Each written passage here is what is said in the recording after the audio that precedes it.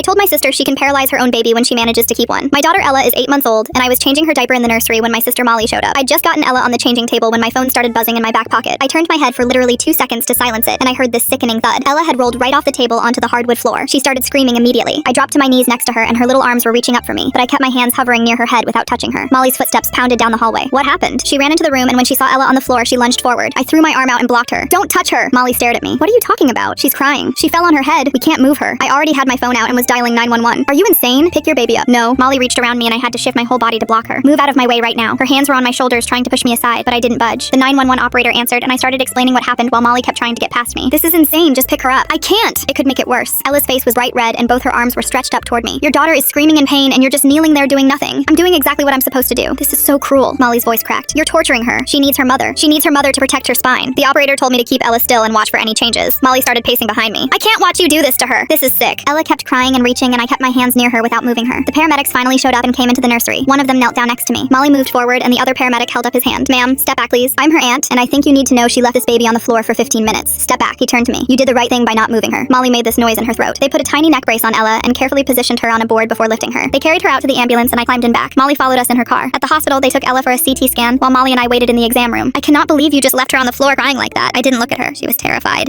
She didn't understand why her mother wouldn't hold her. If I moved her, it could have paralyzed her. You don't know that. Exactly. I don't know, so I did the safest thing. Molly sat down. Any normal mother would have comforted their child. You neglected her. She kept talking about how I was cold and how she would never let a baby suffer like that. The doctor finally came in holding a tablet. Ella is completely fine. No fractures, no bleeding, no signs of injury at all. I put my face in my hands and started crying with relief. The doctor smiled. Babies are strong. The fall wasn't from high enough to cause damage, but you did the right thing bringing her in. Molly stood up. See? She was fine the whole time and you traumatized her for nothing. I wiped my eyes and looked at her. She could have had a spinal injury, but she didn't, so you put her through hell for nothing. Honestly, I'm questioning if you're fit to be alone with her. Something inside me snapped. You know what, Molly? When you manage to keep a baby long enough to have one fall off something, you can paralyze it however you want. Molly went completely silent and her eyes filled with tears. How dare you? Her voice was shaking. You know what I've been through. I've lost 4 pregnancies and you're throwing that in my face? I shrugged. You just attacked me for an hour for keeping my baby safe. She walked toward the door and stopped. Don't contact me until you apologize for what you said. Then she left. The nurse brought Ella back to me about 10 minutes later and she was already smiling and grabbing at my hair like nothing had happened. I never sent that apology.